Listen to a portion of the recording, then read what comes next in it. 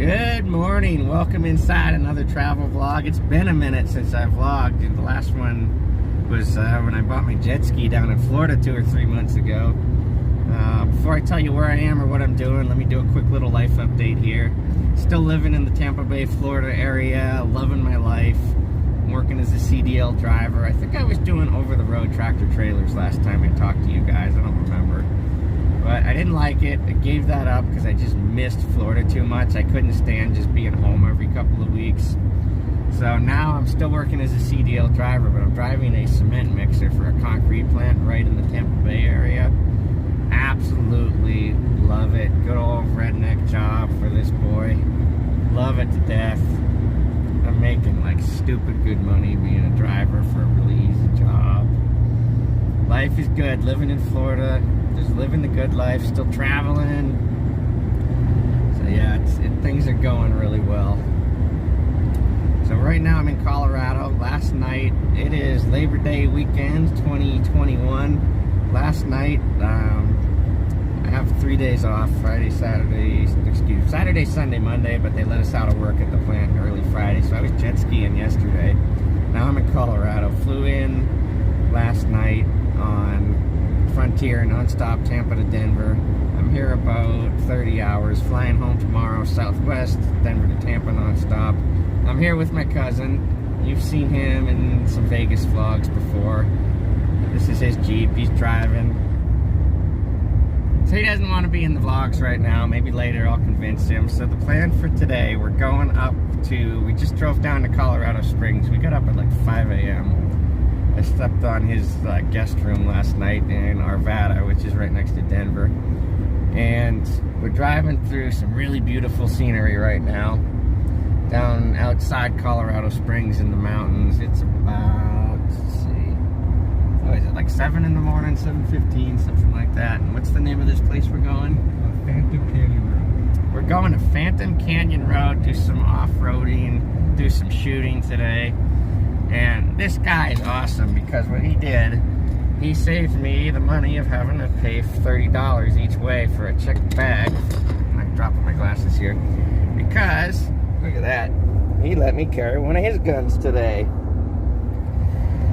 So yeah, I mean, you can bring firearms on commercial flights. People don't really know that, but you have to put it in checked baggage. You have to declare it and all that. But I just really appreciate this guy, so thank you for saving me the money there. In case you're wondering, this is the Springfield Hellcat with the 13-round mags. They make a few different versions of that gun. I've never owned a Springfield, but I've shot them before with my buddies at the range.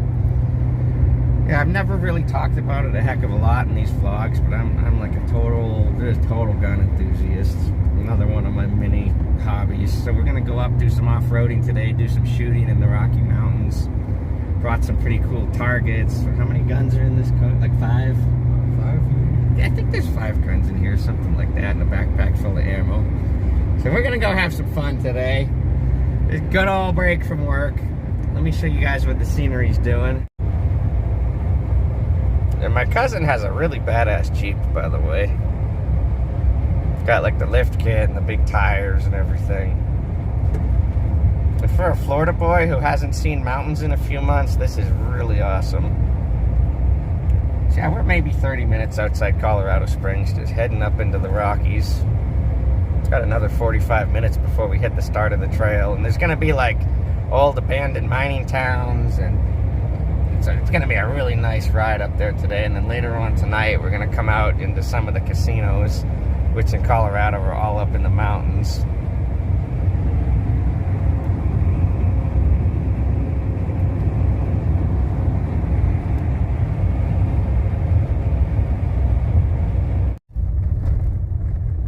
Getting further up into the mountains, it's a little bit later, and this is what it looks like. For a Florida boy who lives in a state where the highest point is like 300 feet, this is cool.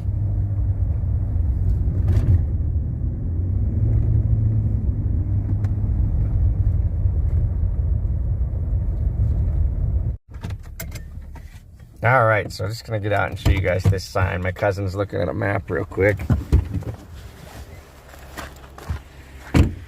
Phantom Canyon National Scenic Byway. And look at that. That's a beautiful thing. No target shooting within a quarter-mile of the road, which means if you park or walk a quarter-mile off the road, you're good to go. Look at this.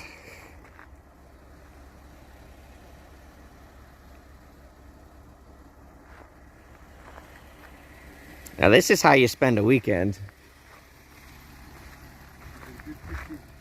Oh, I am. Still don't want to be in the vlog? Pretty cool picture.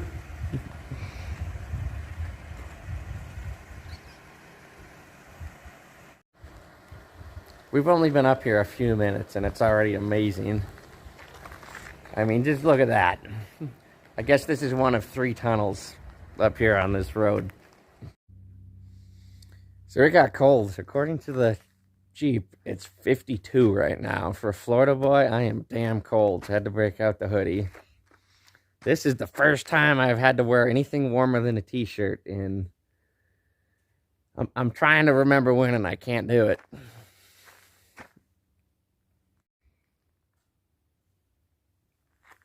So there's an old, like, my cousin said, like an old railroad bridge. So I guess they rehabbed the bridge and it's in really good shape. But this is amazing. Somebody had some fun on that sign.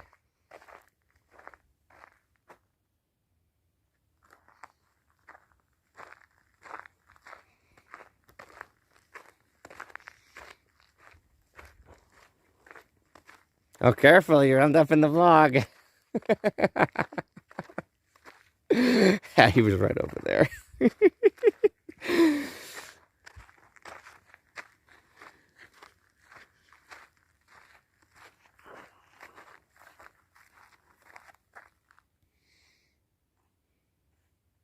If it was warmer, I'd say maybe we'd hike down to the bottom of this and see the bottom of the bridge, but man, I am cold.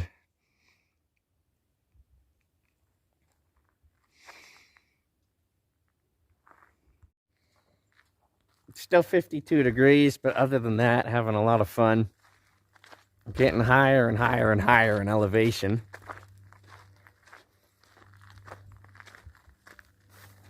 Wouldn't want to fall down there.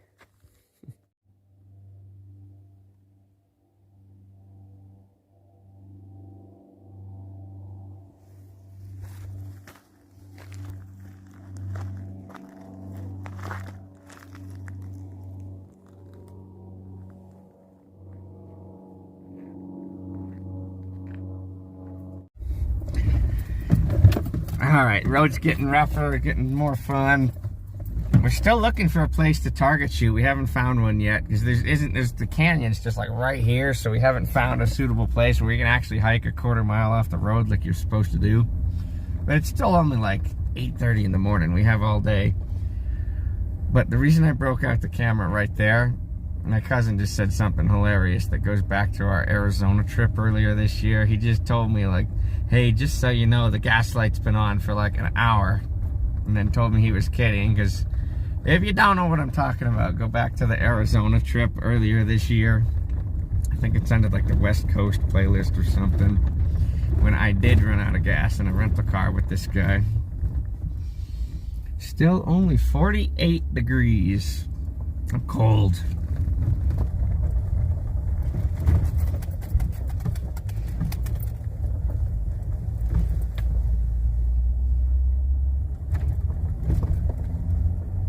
Speed limit 30. I don't know how you could go 30 on this road anyway.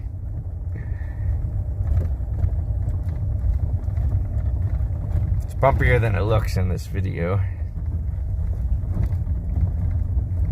Maybe you could go 30, but I wouldn't want to. Would you go 30 here? God.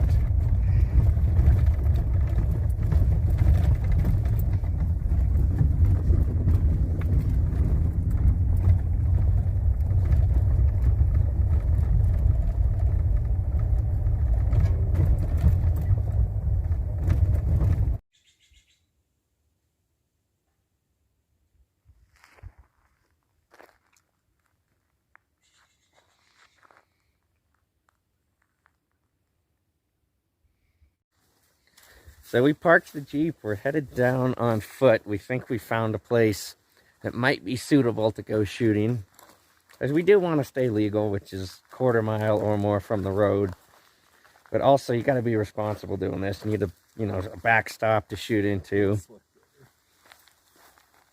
Just that being a gun owner is a very big amount of responsibility. You got to take it seriously. This is just really cool here. Especially with me being a Florida boy. I don't get to see big mountains anymore every day.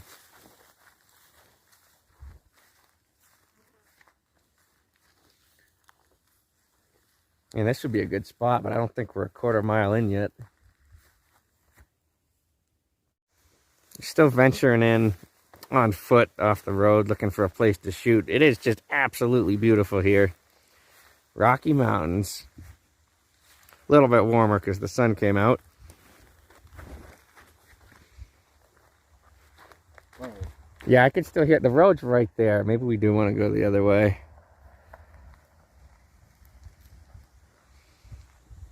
We're just making sure we got our quarter mile to be legal here. Although up in here, the road's like there. Up in here, it looks like we might be okay. Looks like we're going away from the road this way. And then this just circles back down the path.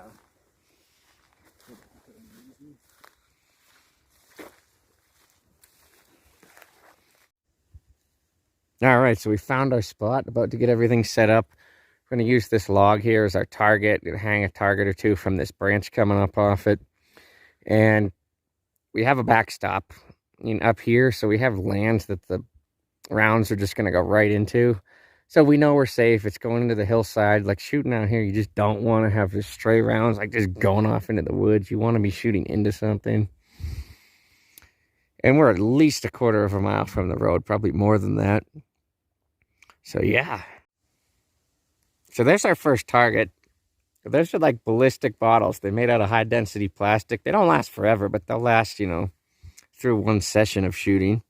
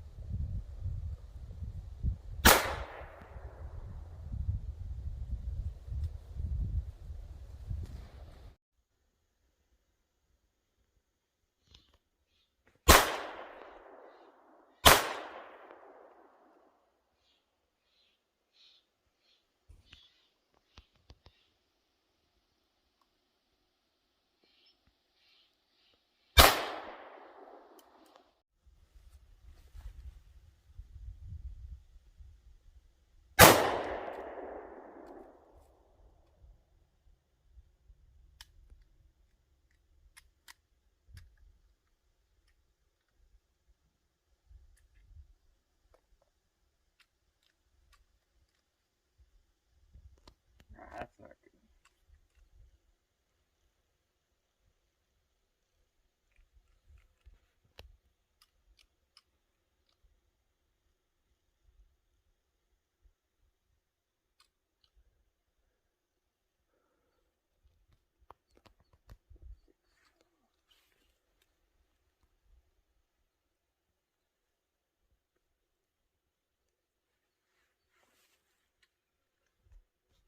What happened? It never. Hey, it's Derek. It's like, what do we got? Like 8 hours later? A little closer so you can hear me. Got shot in the hand. So I took. I'll edit in the explanation later when I feel better. But I took a 9mm slug to the hand, muzzle velocity. My hand is pretty much shattered. I'm waiting for surgery in Colorado Springs. So hey, this vlog ain't never nothing but real, so there you go, y'all. Yes. Yeah, it's just hospital, Colorado Springs. My cousin Jason, he doesn't want to be in the vlog. I'll respect his wishes. He's sitting right over there. That man saved my life. We were a quarter-mile from the road, and then it was a 10-mile drive down a dirt road in his Jeep to get cell service, to get the ambulance. I'll explain how it happened later, but I took a 9mm slug, muzzle velocity to the hand, to the point where my fingers are burned from the muzzle flash. And I was just screaming bloody murder. I was on the ground, laying face down, chewing on grass. The pain was so bad. And my cousin Jason, by the grace of God, is a licensed EMT. And he pulled out his first aid kit, which was as big as a backpack.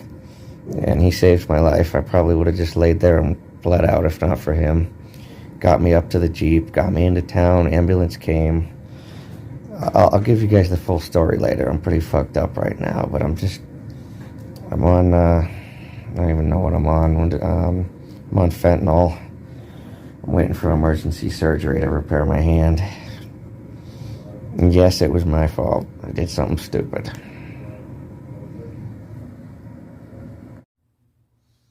Hey y'all, it's Derek. Today is Tuesday, September 7th.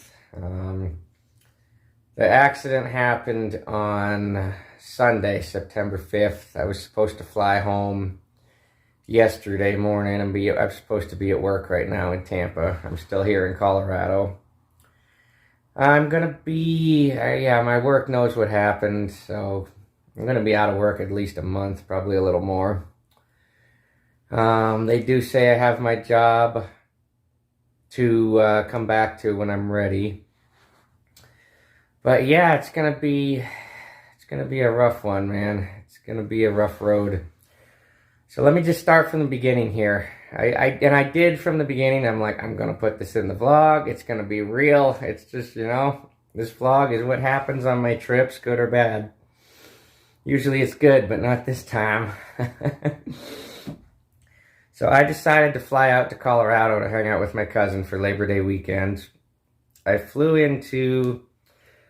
from Tampa to Denver non-stop on Saturday night. Got here late Saturday night. Spent the night right here where I am now at my cousin's on Saturday. This is Arvada, Colorado.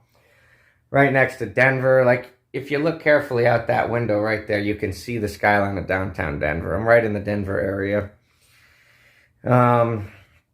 So Sunday morning, we're going to spend all day. We're going to spend all day Sunday, and then I was due to fly home Monday morning and be at work Tuesday. So Sunday morning, me and my cousin get up early. We leave the house like 5:30 in the morning here. Drive about, I don't remember how far. We drove down to Colorado Springs, got some gas, got some Gatorade and stuff like that. Quick stop. Then we drove up in the Rocky Mountains. We drove up, I honestly don't even know where we were. My cousin, had planned the route. But we were on this dirt road way up in the mountains above Colorado Springs. And it was a 30-mile dirt road, miles from civilization, no cell phone coverage, just a really fun time. We were in my cousin's Jeep Wrangler. And just really awesome day. And legally up there in the mountains, you can target shoot as long as you're more than a quarter of a mile off the road. So eventually we found a good spot. We parked the Jeep. We got out, and I love guns. Those of you that don't know, I love guns. I own 9 of them. And I didn't bring any this time because you can fly with firearms and checked baggage as long as you properly declare them and they're securely stored and all that stuff. But I didn't this time because I do that a lot, but I didn't this time because my cousin, he has 5 guns. So he's like, hey, I'll give you one to carry while you're here. I do like to carry a gun most places. And so I was carrying one of my cousins, and it was the Springfield Hellcat, 9mm, 13-round mags. That gun only came out a couple years ago. Pretty new, very popular gun from a quality brand, Springfield. And I'd shot one before. One of my gun range buddies has one. When you have like buddies at the gun range, y'all shoot each other's guns and you get familiar with a lot of different stuff. And so I'd fired the Springfield Hellcat before.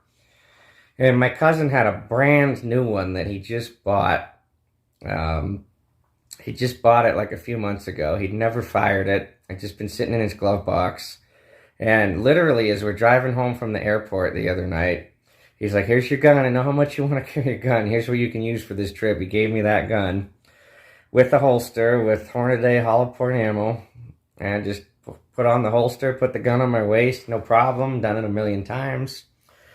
And then the next day we woke up and, like I said, we were up on that dirt road above Colorado Springs. About 20 miles into the 30-mile dirt road, we found a spot and it looked like, okay, this is going to be good to go shooting. So we hiked in, got our quarter mile from the road, found a nice spot that you just saw in the videos. We were shooting those ballistic bottles as targets, having some fun. And we shot a few other guns before we got to the Hellcat, and you know, no issues. And man, I'm still kind of weak. My arm needs a break. Hang on. So when it came time, we were shooting a 22 Walther P22, which is Walther makes a good gun. We shot a couple of Walthers, the P22 and then a 40 cal. And we shot those for a while because we had quite a bit of 22 ammo, and it's inexpensive, good target ammo. And we got done with that. Ran out of 22, and they're like, oh, hey, my cousin's like, hey, you want to try the Hellcat? I got some 9. I'm like, yeah, I do. And so I pulled out the mag, and I unloaded the hollow points. Thank God I did. I unloaded the Hornady hollow point rounds, because you don't fire hollow points at the range because they're really expensive, and those are the ones you want to keep for self-defense. And this is kind of relevant, so let me just explain real fast for those of you that don't know. An FMJ is called a full metal jacket. Those are the regular bullets that like you see in the movie, just a straight pointed bullet on the front of the ammunition round. Those are designed to go through things and keep going. The hollow points are the self-defense rounds that like you want to carry for everyday self-defense purposes, and they're designed to mushroom and break up and shatter inside of the target. And they do a lot more damage, and they're designed to mushroom to absorb energy, so they stop inside of the target and they don't come out the other side. And because say you're being mugged and you shoot somebody with a hollow point, it's going to stop inside the mugger when you shoot him. It's not going to go through and hit like somebody on the other side of the street that's just a bystander. So that's why you carry hollow points. They're more dangerous. The FMJ, the target rounds, will just go right through. That's why you don't carry those for everyday defense, because they'll go right through the mugger and they'll hit somebody on the other side of the street. And then, okay, you shot your mugger, you're good there, but you killed somebody on the other side of the street, now you're in trouble. So that's why you carry hollow points. That's why I took them out of the gun, because I was planning on carrying that gun for the rest of the trip, and I wanted the hollow points to use for everyday carry. So we loaded in, I loaded. My cousin didn't even touch that gun. My cousin didn't even touch that gun at all. From the time it came out of the case to the time the accident happened, I was the only one who handled it. So I took out the hollow points. He had some FMJs, full metal jackets. There's straight pointed bullets that are designed to keep going through their target and just keep going.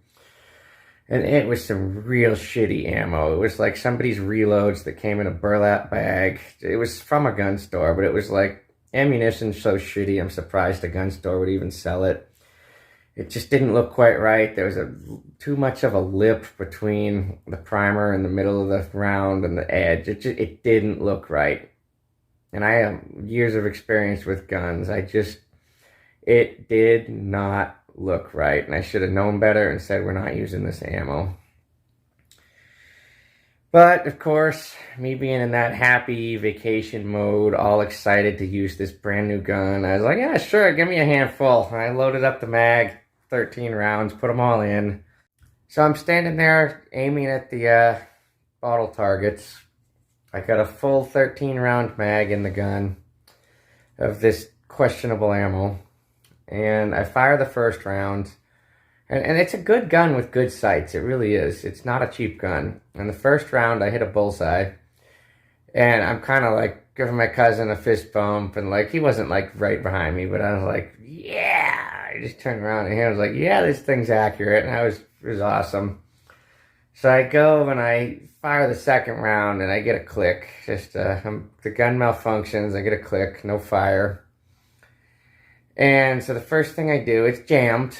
So I pull out the mag, and I thought what had happened was that it never ejected the shell casing from the first round, and that all I was dealing with was an empty gun with an empty shell casing. But little did I know, the shell casing from the first round that I hit the bullseye with had fired. Excuse me, it had ejected.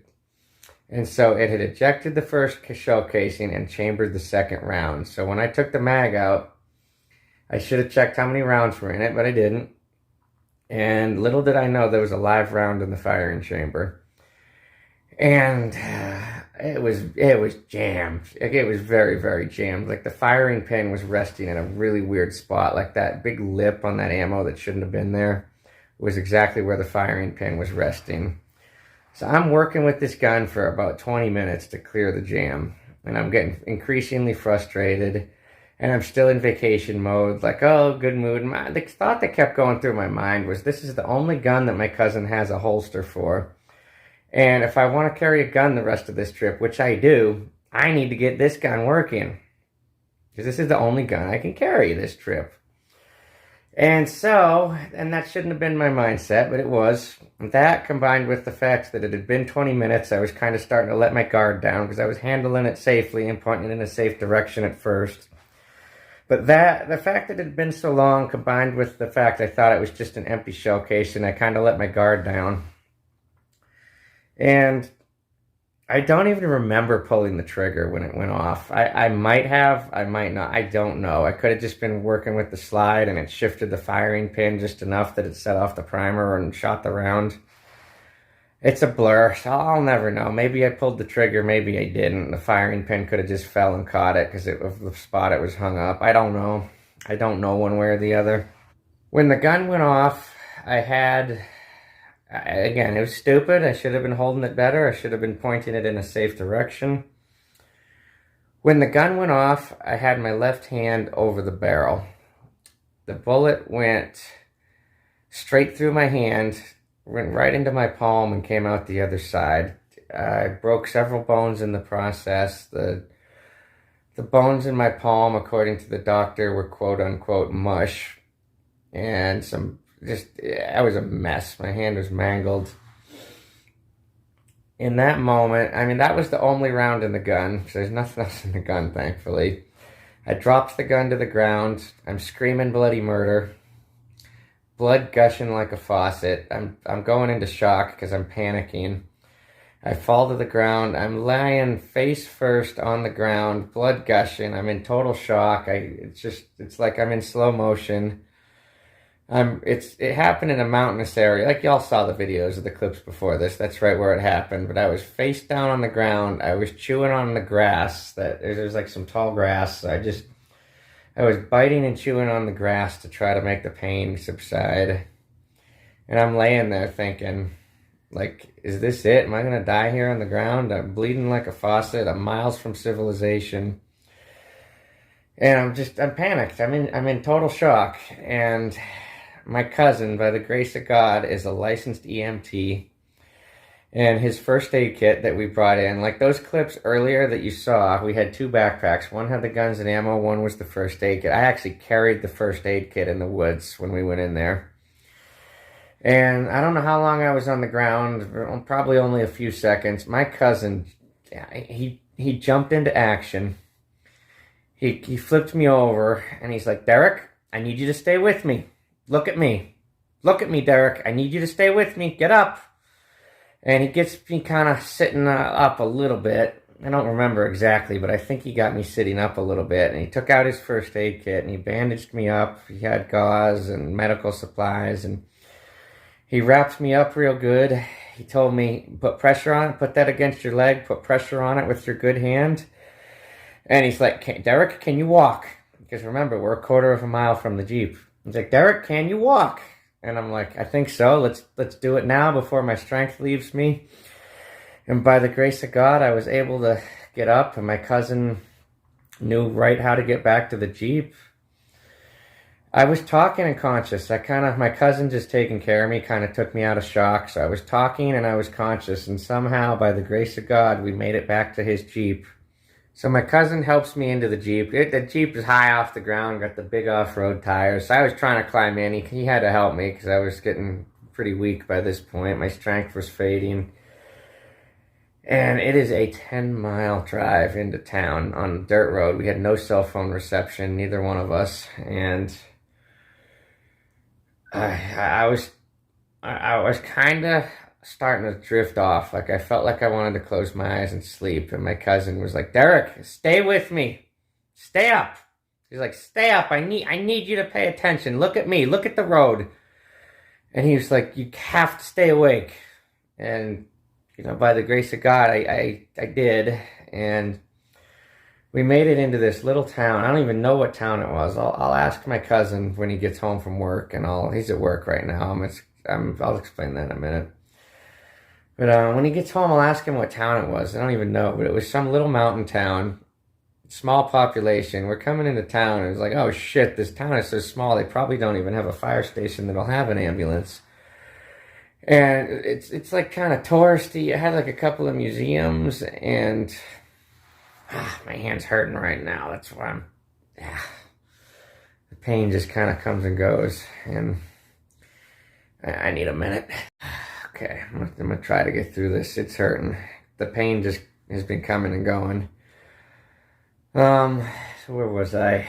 So we get into this little mountain town. It's touristy. It has a couple of museums, and it's crowded. There's people on the sidewalks, all tourists, and I'm telling my guy, just pull up and flag somebody down. So we pull up into like an on-street parking space in the center of town. My cousin jumps out. I'm too injured to move, but my cousin, I would have fallen on my face if I tried to get out. So I stayed in the Jeep, and my cousin climbed out, and he's like, who has a working phone? We need an ambulance. Call somebody. And that's what he said.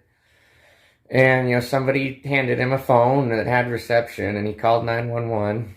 Ambulance took about 15 minutes to come. All I could feel at the time was pain and thirst. For some reason, I was really thirsty, and I was like screaming out for water.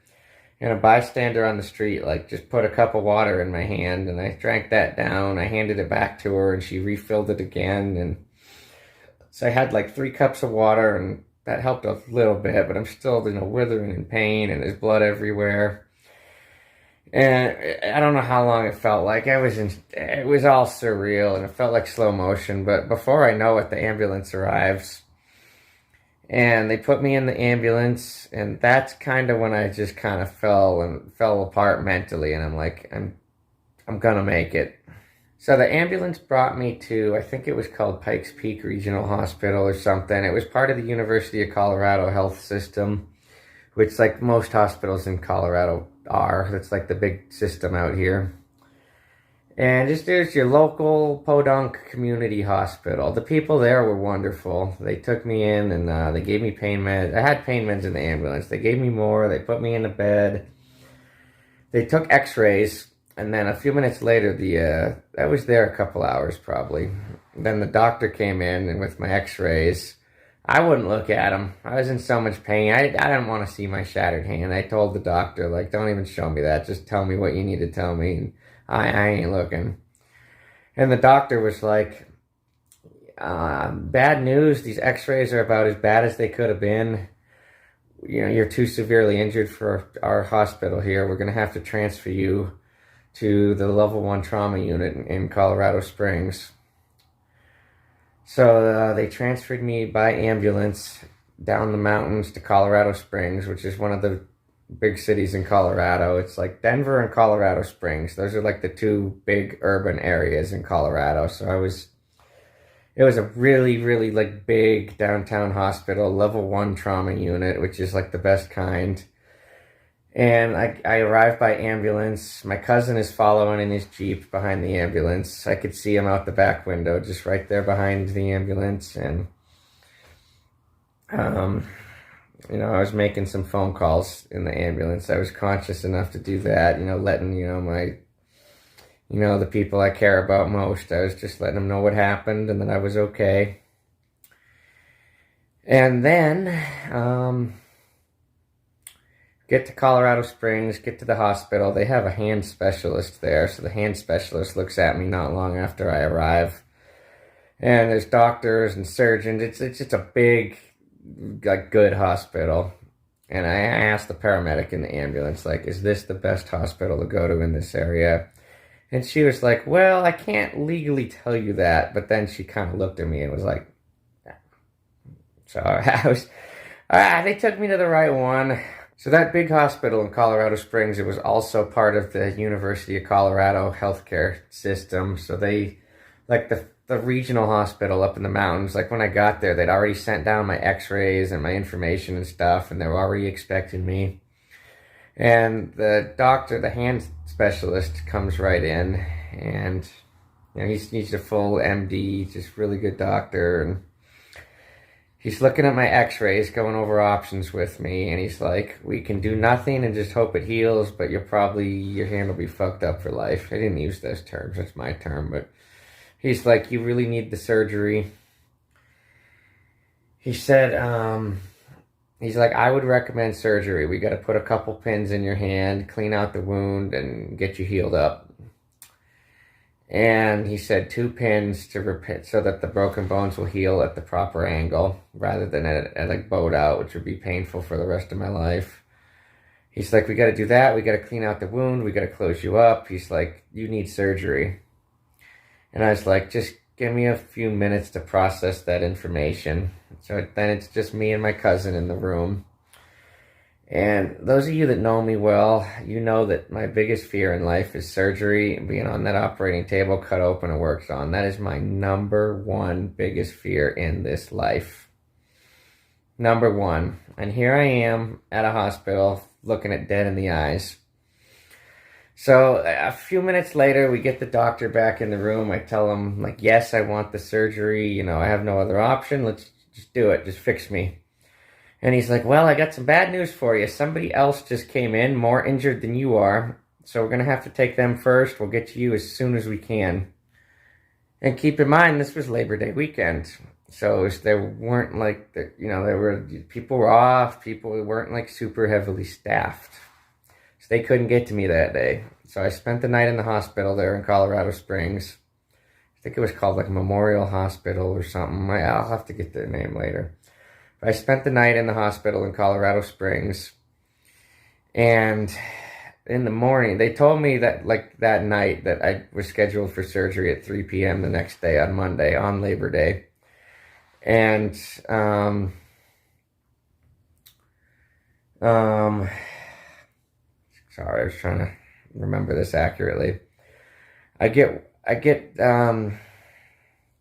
It is a rough night because they wake you up in the hospital every 4 hours to check your vitals and give pain meds. So as soon as I got comfortably to sleep, I was getting woken up by a nurse. So that went on all night, but I made it through the night. I got some sleep. They finally they fed me dinner because I was so hungry. Like, I'd eaten nothing all day. Like, when the gunshot wound happened, I hadn't eaten since the day before. And I hadn't eaten since I left Tampa, basically. I had Burger King before I went to the Tampa airport on Saturday night. And it's now Sunday night. I haven't eaten in over 24 hours, and I'm like begging them to give me some food. Like, I'm telling like multiple nurses, like, I need to eat. And they're like, well, doctor's orders, you can't eat right before surgery. You got to go in on an empty stomach. And then finally they cleared me to eat something. So they brought me like chips and a turkey sandwich around 8 o'clock at night, and I ate that and then went to sleep and had that rough night like I was just telling y'all about. And then I get woken up about 8:30 in the morning by a nurse coming in to check my vitals, and she's like, oh, by the way, they moved your surgery up. You're going at 10 a.m. today. We're going to come get you about 9 to take you to surgery prep. And they come get me about 8:45, take me to surgery prep. I'm on the phone with, the people that are most important in my life, telling them, those of you watching this, y'all know who you are that I was on the phone with. Thank you for all your support through this. Couldn't do it without y'all. And so they take me into the surgery prep room. I'm signing paperwork, signing my life away, giving them permission to, cut me open and work on me. And I really liked the doctor. It's the same doctor I'd met with the day before. I got a good feeling about him. I felt good in his care, and I'm like, just do it. Just do it. And the anesthesiologist came in, which is the doctor who controls the meds that put you to sleep, because I was going to be sedated and I was going to be unconscious for the whole thing. So she's coming in, going over it with me. I had to sign a release giving her permission to put me under for the surgery, which I did, obviously. So they wheel me into the operating room. I'm in there not 2 minutes. The doctor introduces himself. Everybody in the room introduces themselves, like the doctors, the nurses, the physician's assistants. It's just like you see on TV or in the movies. There's like 6 or 8 people around you for surgery. There's a good bunch in there helping. All the support staff. Everybody introduced themselves to me, told me their name. I was like, I'm Derek. Please take good care of me. I don't want to die, is basically what I said to him. And then before I know it, I'm out, because they started the medicine through my IV that puts me to sleep. And felt like a couple minutes later, it was a couple hours, but a couple minutes later, I'm waking up in the recovery room. The surgery was like 30, 40 minutes. It wasn't a super long procedure. I wake up, the nurse comes in and she's telling me about what they did. And she's like, well, the doctor told you 2 pins, but we had to put 4 because it was worse than we thought when we got in there. So you have 4 pins in your hand. We cleaned up the wound, sealed you up. And I woke up in this cast. And what happens now is I'm at my cousin's place in Arvada, Colorado, right next to Denver. I'm going to be here all week. The doctor that did my surgery needs to see me for a follow-up appointment in 1 week. I actually have to call and set up that appointment as soon as I get done vlogging here. I'm going to try to go Monday so that I can fly out Tuesday. Looks like that appointment, he'll probably clear me to fly. But I'm in Denver for now. I'll update you guys all along the way. I don't know if I'm going to post this video as is or wait to post it until the rest of the week gets in here. I haven't decided yet, but this vlog will definitely be up there. I just wish, I just wish I would have got the actual shot on video. That would have been cool. I would have put it right in here for you guys. But no video was recording when it happened. So what happens now is I'm at my cousin's place all week here. I got my own bedroom here. It's been comfortable. I can't complain. My cousin, gave me some clothes to borrow because I thought I was going to be in Denver or Colorado. I thought I was going to be in Colorado 24 hours, so I had like 2 sets of clothes with me, and that was it. The good news is I have a lot of family here. I have, let me see, 4, 5, I have like 8 people I know here that are all relatives. So I've had family around me as I'm recovering. My aunt and my cousin I'm staying with here. Another one of my aunts who lives a few miles up the road came by to check on me last night. I have good people around me. So I go back to that appointment in 1 week, and the doctor's going to check me out. Same doctor who did my surgery. Then I'll be cleared to fly and leave the Denver area, and I can leave Colorado. I like Colorado. I don't mind being here, but I'm just... Anyway, then in 1 month from now, the pins in my hand have to be taken out, but that can be any orthopedic doctor anywhere in the nation. So that can be, whoever can do that. It's an easy thing. I'm out of work at least a month. I talked to my boss yesterday. I love my job. I drive a cement mixer. I make really good money.